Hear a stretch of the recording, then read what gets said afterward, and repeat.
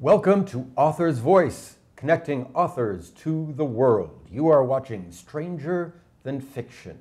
I am your host, Bjorn Skaptason, and thank you very much for watching this program today. It's going to be a very exciting program, and it's about an exciting book that I can't wait to talk about with a couple of the creators of the book.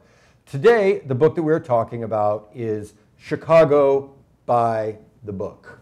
There's my copy with the bookmarks already in it. Chicago by the Book, 101 publications that shaped the city and its image. It was created by the Caxton Club and published by the Caxton Club and the University of Chicago Press. We thank the University of Chicago Press for their participation in this.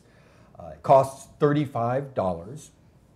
And our guests today are two of the creators of the book, the co-chairs of the Publications Committee of the Caxton Club, Kim Coventry and Susan Rossen. Thank you very much for joining us Thank you for having us. Now, if you're watching this on Facebook later, you can ask a question. Just use the comments function there on Facebook to ask a question. And if you're watching this later on our website, authorsvoice.net, leave a question there. Tell us who you are and where you're from, because we like to know who you are and say hello. Most importantly, and this is the nature of Author's Voice, most importantly, you can order the book. You can order the book and we will ship it out to you. We'll ship it out to you signed by Susan and by Kim. And so thank you very much for watching today. And thank you very much, Kim and Susan, for joining us. I'll briefly give the folks at home a little bit of a biography. Kim Coventry is here on my right, and Kim is the executive director of the Driehaus Foundation. She holds bachelor's and master's degrees in art history and museum studies. She's the author or the co-author of 5 books, and she is the co-chair with Susan Rossen of the Caxton Club Publications Committee. Susan Rossen, over here on Kim's right, is now semi-retired. We talked about that. Semi-retired, but she has been in charge of the publications department at the Art Institute of Chicago for 28 years. Congratulations. Thank you. That, Susan.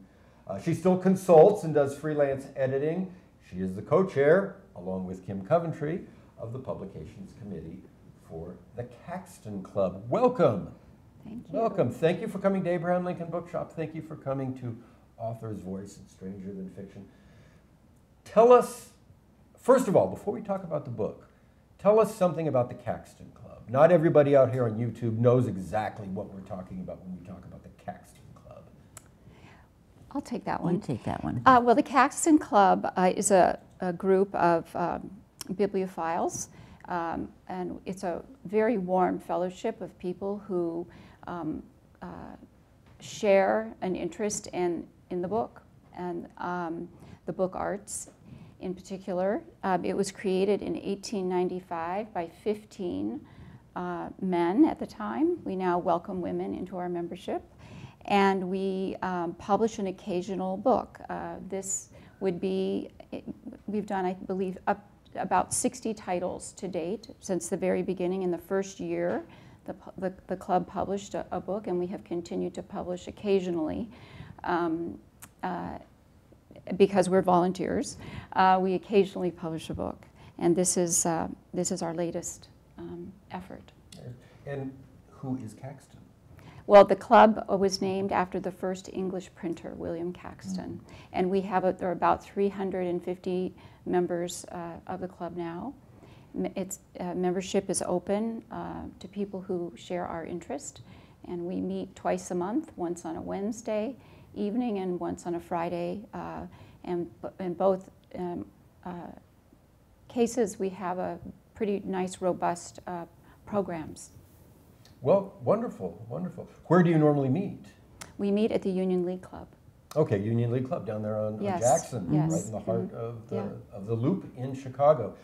And again, it's a great club. It's one of the great historic institutions of Chicago, along with many of the other great city clubs, including the City Club where you meet, the Union League Club, and really a worthy group of people who demonstrate, amongst all the other things you talked about, Kim, that Chicago is one of the great literary cities of the world. It's one of the great literary cities of the country, also one of the great literary cities of the world. At one point, one of the many famous Chicago authors, I think it was Nelson Algren, but I'm going to say think in order to qualify that, said, no American writer of note every American writer of note has either been from Chicago or passed through Chicago. Now, Nelson Algren had a way of overstating things, but he was very close to right. So many great writers have come from Chicago. So how did the committee, and you as the chairs, come up with this book, 101 publications? And the idea is 101 key publications that reflect the literary history of Chicago. Well, we actually were inspired by the British Museum's broadcast series called The History of the World in 100 Objects. Right. And it was based on the collections of the British Museum, and it was voiced by Neil MacGregor, then the director of the British Museum. And so it's a type of list making and storytelling through objects that they did. And we, the club, thought that it would be a wonderful idea because we're based in the book, to tell something about Chicago through books. And so we landed on the idea of creating a list, going through the process of creating a list and making a selection of 101 books that would talk about how Chicago is perceived. So how its identity was shaped through publishing. Okay, well tell me a little bit about, if you don't mind, sharing the backroom stories.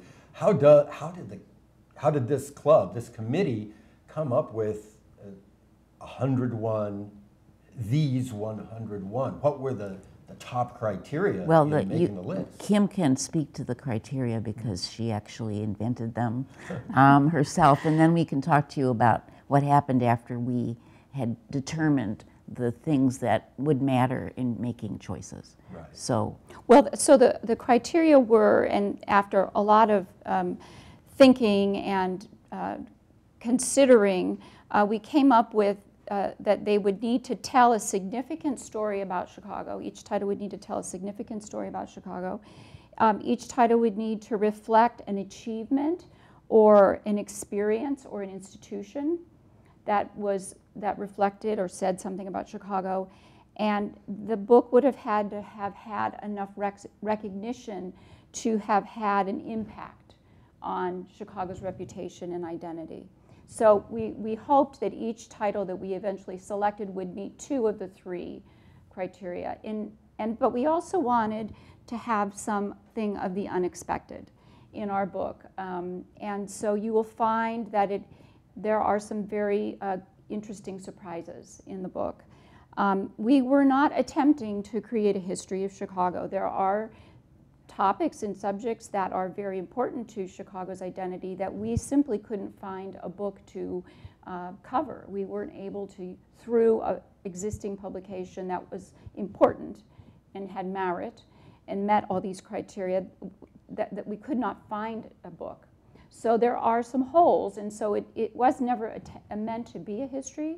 It's meant to talk about how Chicago's reputation was shaped and formed, and then there were many arguments about whether or not all these things had to be books in the form of a book. Could they be maps? Could they be magazines? Could they be newspapers? Song sheets. Catalogs. Right. Menus. And so if you read the introduction to the book by Neil Harris, you'll find that we made some decisions that some of those things qualified and some decisions that some of those things did not qualify. No newspapers. And we also decided to be strictly about Chicago and not about its suburbs or its exurbs or anything like that. So, for example, Edna Ferber wrote a book that touches upon Chicago, but mainly it's called So Big. It's in the suburbs mainly of Chicago and in the farmland beyond Chicago. So that was out. So we had some things that we knew we couldn't include. That helped with the list. But then what we did was all of us on this committee, and there were 8 of us, brought forth ideas, and we made a long list. And the list was, it took us months to make a big list. And then the problem was getting that list down, because it was over 300 books that we had, or 300 books that could have made books or other kinds of publications that we did allow, like periodicals. But in the course of it, however, I'd have to say that we started maybe with a list of 300, but then it would grow again as people on the committee did more research and had more ideas. So it was a constant vetting and discussion and a lot of, I have to say, friendly arguing over what was in and what was out and what that book meant. And another really important thing, Susan, if you remember, is we decided very early on that any given author could only be represented by one title. Right. So we had a lot of territory to cover, and we just felt like while several of the authors have 5 or 6 important titles, we couldn't do that. Right. Well, that would have to be a real tough decision in some cases. I mean, how many Nelson Holgren titles might have made the first list? Well, in fact, in that case, and we will get to the story of the contributors in a minute who wrote, but in that case, Alex Kotlowitz, who wrote the great book "There Are No Children Here" about Chicago slums, a life of a family and 2 boys in the Chicago housing project. We asked him if he'd like to write on Nelson Holgren, and he said he did, but he didn't want to write on Man with the Golden Arm. He said, could we do instead City on the Make, which then, of course, we said sure. So actually, in that case, our contributor helped us make a decision. Hone it. Yeah. Hone it down. But we met over 20 times over a period, this is actually physically together, over a period of almost over 5 years, I think it took, from the first emails, and many, many, many emails, hundreds, to get to this list, to hone it down to 101. So that's fascinating. Even before you're working on the book, this enormous conversation, this enormous amount of thought Right. is going into what is the book going to be. Yeah, and what are we going to include and what are we not going to include? And several members of our committee have collections, very fine collections of Chicagoana, and they know the territory, really very, very well. So the arguments were heated often. Where they remained civilized, but sometimes... Should be when talking about books, the most important of things. Right, but people felt very strongly in some cases about, and the argument had to be made, and it was a very democratic process. Everybody had to vote. Yeah. We had to agree on every title. Right. And we still get along. Probably why you get along. We obviously, in terms of what's in the book, the contents, there are obvious titles in the book. So you can't do a book about Chicago without the Chicago Plan of 1909. You can't do something without Saul Bellow or Richard Wright or David Mamet. There are just certain books or certain titles, and Playboy, when we decided we would do periodicals, and Ebony, and Poetry magazine. All of those things needed to be in the book. So there were, those expected things, but then there are these other books and titles, many of which I had never heard of before. But we had 2 cultural historians on the committee, and they brought forth a lot of their ideas. And the people who own Chicagoana also had their ideas. So, so we have, you know, some titles that you would not want to miss that have to be in there. And then there are these little fun things that happen. For example, the readers who are required by the University of Chicago Press to read the entire manuscript before it's approved for publication. One of them said, well, what about Weird Tales, which is a periodical, which it tells science fiction stories and odd, you know, criminal sort of fiction, criminal crime fiction, and really lurid covers. And it turned out that Chicago was a center from the 20s on of these kinds of magazines that weren't cartoon. They weren't, you know, cartoons, but they appealed really to a certain set of people who wanted to read these short stories that were very weird and odd and offbeat. So that came from a reader. So we decided to include it, Yeah. which created a whole nother discussion because something had to be taken Removed. out. Yes, that was something had to be sacrificed in order to Yes. get that in, Yes. especially Yes. at that late date. Yes. Well, let's talk about the other half of this really challenging project that you and your committee had to do. Okay, you've got 101 books. Now, how did you go out and find these fantastic writers to chip in short essays about these great books? Was another list-making project. Yeah. But a couple of our members did some digging, and we all, we all have our own networks. And so we started to try to pair the books, the books to be that we were publishing, that we were including the selections with a living author who would have something to say and a point of view. And sometimes surprising in terms of the angle or tack that they could take. I mean, we were interested in that. We were interested in their viewpoint, and it might not necessarily be a standard viewpoint at all. So, And it might also be personal. right. In one case, it was personal. Ebony Magazine, the man who wrote about Ebony Magazine was introduced to it by his mother, who had a complete set. And so it was a very important part of his life. So these kinds of choices were made in part to be surprising. We wanted Sarah Paretsky in the book, and we said, what would you like to write? And she wanted to write about Gwendolyn Brooks. We gave her the choice of several titles. Okay. Right, yeah. And so sometimes they pick things, and other times, as I said, we suggested things. And some of these people some of the committee members each wrote it, well, not all of us, but most of us wrote at least one entry that was of interest to them. But we didn't want authors writing more than one entry, the contributors. So we ended up, some of them writing two. Kim wrote two, which you might want to talk about. And then we had to dig hard. Sometimes people never responded to us. Some people said no.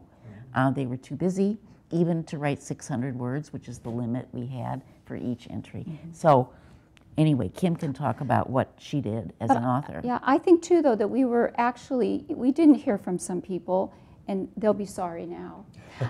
This beautiful book is out here, and all of these people are attached to it. But we were really, really enormously gratified by the people who did agree, because this was, again, volunteer work, and there was no compensation.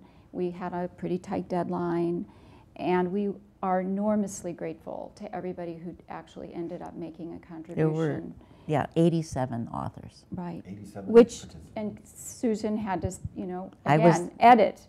Yeah, I every was the one of general these editor, so I had to essays. deal with every one of them. And of course, we wanted to keep individual voices, but at the same time, we had to rein some people in. Some people wrote something that actually had nothing to do with Chicago. We had to bring them back to the topic.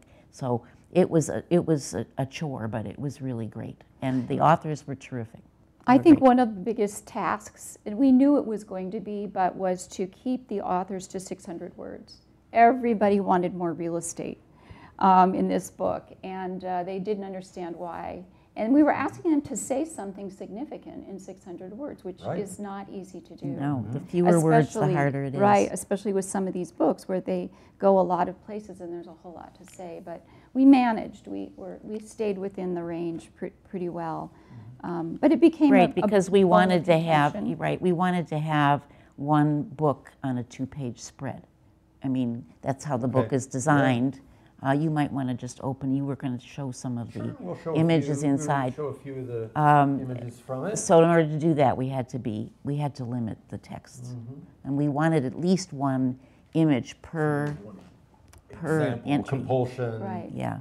And that's one of the examples of what you did. So a beautiful, vivid image, and then the text laid out in the facing page. Right. And again, an example of all of this matters in this book because the Caxton Club loves books. Right. They love the writing, but they also love the illustration, the book, the creation, the feel of it. Right. All of that. Now, I am going to take over for a minute. I'm going to take over our conversation because we are talking to you about books from Abraham Lincoln Bookshop in Chicago. Abraham Lincoln Bookshop, as I may have mentioned every single time someone points a camera at me, is the oldest, most significant antiquarian bookshop in the world dedicated to the life and presidency of Abraham Lincoln. But we are in Chicago, as was Lincoln quite often. And so when I got this book and when I looked around, I go, oh my gosh, look how many of the books that you chose are on our shelves right now. We've got Carl Sandburg's Chicago Poems, signed by Carl Sandburg.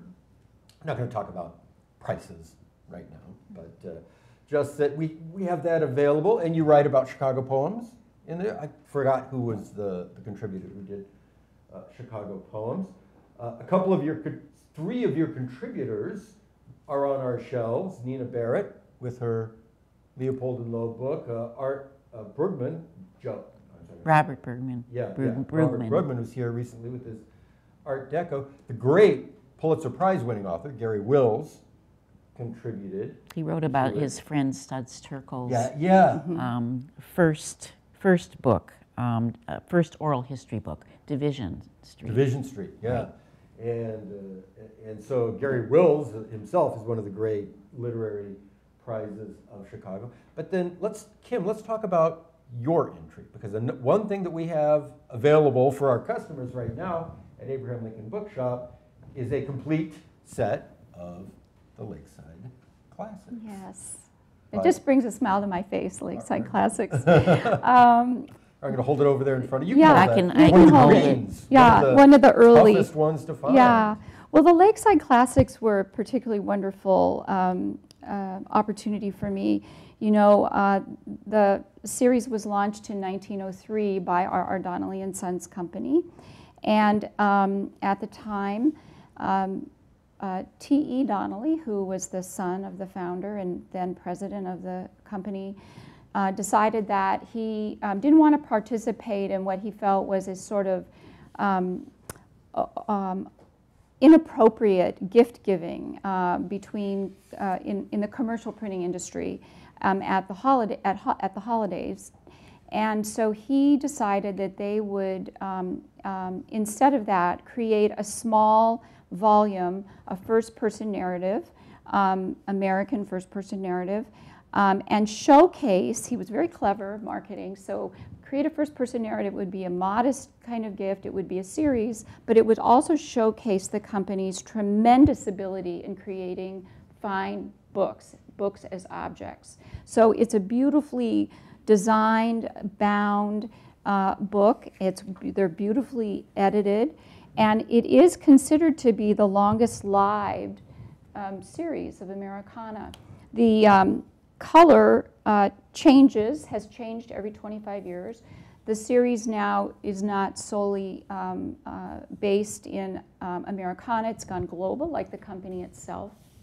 And it's a highly prized, as you know, and highly collectible series. People build collections all the time. Right. And unless I'm wrong, it's never sold in the trade. No. that's correct. It's a gift. It's a gift to shareholders and friends of the company, still to this day. So, and yes, for the folks at home, it is from the antiquarian. Being able to assemble a full Lakeside Classic is really a prize for an antiquarian book collector. Probably the easiest way to do it would simply be to be a client of Donnelly Company for 103, 104 years. That's right. Then you That's can, right. you can have the full set. Well, Donnelly, to talk just briefly about Donnelly, that company, the fact is that the printing industry came to Chicago, or grew up in Chicago, because we had access to all the paper pulp from northern states through the railroad system that came always through Chicago.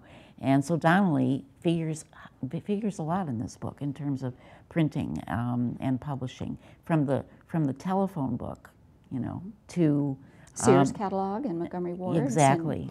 And, Life magazine, Time magazine, all of these commercial Well, we didn't put Life or products. Time in this book, but No, they were but printing they were them. printing them. That's So right. these commercial products were being printed here on these presses in Chicago, and then pushed out through the Correct. railroads. Right.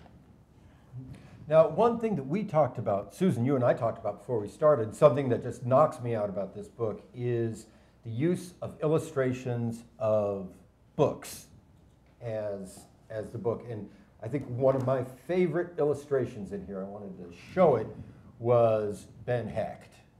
And that picture of that book tells you so much about Chicago, design at the time, the popular design at the time Hecht wrote that. What do you... Well, the book actually publishes, Ben Hecht was writing for Chicago newspapers, and he would write these little bits and pieces that captured the flavor of being on the streets of Chicago. And so he put them all together into 1001 Afternoons in Chicago is what he called it. And and this book is illustrated by a really fine Chicago illustrator named Herman Rossi, R-O-S-S-E. And the book is just filled with black and white, wonderful illustrations that go down the side of pages. The University of Chicago Press a few years ago reprinted that book because it's so popular. Mm-hmm. And we also had a chance to talk about, you had something to point out about the dust jacket for Native Son, Richard Wright. Mm-hmm. Yes. And again, being antiquarians here at Abraham Lincoln Bookshop, we love dust jackets. We love the dust jacket almost as much as we love the book. Sometimes we love the dust jacket more than the book that's inside, but Native Son. But Susan, yeah, you would notice, look at how that illustration on the dust jacket captures what's inside of Native Son. Yes, you have Bigger Thomas, who is the main character of that tragic story, is compressed in design on a corner of a street, and it just sort of gives you the feeling that he's boxed in, that he can't break out, that he can't change the course of his life. And that was a book designer who often did illustrations, Richard Floethe. I think that was produced, the book was published in New York. Not all the books that we have in this book are published in Chicago, but that book was certainly as much about Chicago and race issues as any book we put in there. Mm-hmm. And as you point out, so much about the book, the publishing industry and the publishing trade that comes to us now as history of Chicago. It isn't just the words, it isn't just the text, it isn't just the author, it's the publisher, it's the designers, it's the artists, and it is the booksellers. I'm going to put one in there because, I mean, recently, within the last couple of years, here at Abraham Lincoln Bookshop, we had a wonderful collection from one of the great longtime booksellers of Chicago. It was from Margaret April, who has worked for, she worked for Abrams, right.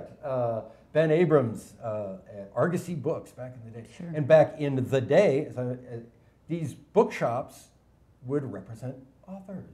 We found in this collection, we had photographs of John Steinbeck at his first book signing for Of Mice and Men, which he made sure would be at Ben Abrams' Argosy Books on Wabash Avenue. And in these same days, mid-20th century in this case, you know, booksellers are right in there with publishers and authors and designers. And that's a crucial part of the creation of books. Let's quickly, we're going to run out of time very quickly, but let's talk about some of the pairings that are so important to this book. We have Neil Harris, you got for the introduction. Right. He also wrote about Edward Rowe. We already talked about Alex Kotlowitz, talking about Nelson Algren. Sarah Paretsky came in with Gwendolyn Brooks. Tim Guilfoyle from Loyola University, the architectural historian. He wanted to write about Playboy, huh? Yes. And Playboy's crucial publishing piece. Gary Wills, talking about Studs Terkel. Chris Jones, the theater critic, talks about David Mamet. Sexual perversity in Chicago. Now there's a title for making the 100 best titles. Yeah, well, tell us a little bit about that thing. You have to put David Mamet in here because he writes from at least in the part of his career that made him so famous to begin with. He writes from his Chicago life. He was born and raised and schooled here, and so Sexual Perversity, which, as you know, became a movie, although they changed the title because they didn't want sexual perversity in the title. I'm trying to remember the night after, the day after. I forget what they called that movie. I've forgotten the title of the movie too. Yeah, but they changed it. The play title is the better title. Yeah, yes, it is a much better title. So, so Chris Jones, who has graced the Tribune for many years with his criticism of theater and dance, agreed to do that. And without asking either of you to pick favorites, before we go, do you have one particular choice that made you grin? One particular choice that you were glad made it into this book? Kim? I think that I was pleased that Chimes, which is a fictionalized story of intrigue at the University of Chicago by Robert Herrick, who was kind of now an overlooked, it would be a surprise, it would be one of our surprise books, an overlooked author. I feel like that was one that I felt, I was glad that the rest of the committee members found their way to allow us how that would be that was important. I've just been reminded that the name of the movie for Sexual Perversity was About Last Night. About Last Night. Right, yeah. Right. My book, I guess, would be the Chris Ware, Jimmy Corrigan. Chris Ware, as many people know, is one of several great graphic novelists who live in the city of Chicago. And he sets his wonderful stories in the city very much. They come out of his experience living in the city. And it's the only graphic novel in the book, and it's a beautiful one, and I'm very glad it's there. He told me that he was stunned to be a part of this book, that he was so honored, that it was really truly a statement that I believed him totally, that he just was stunned and surprised and thrilled to be included in this book. So there are a few living authors, but most of the books come from the vast 20th century history, and most of the authors are no longer alive, but a few of them are, and we're glad we could include them. We did want to stop at not too close to 2018 because you get into all kinds of issues with more recent books. So the last book is a Sarah Paretsky book, and it happened to have been published in 2015, but she's been publishing her wonderful crime stories for many years. Oh, so this is just happens to be the last book in the book, 2015. Wonderful. Well, before I talk to the folks at home about our upcoming shows, is there anything else that you want folks to know about Chicago by the Book and the Caxton Club? Well, I think that to my way of thinking, this book in its design, in its idea, and in its publisher has really catapulted the Caxton Club into the 21st century. Our books don't normally look like this. They usually have a little bit more of an antiquarian flavor.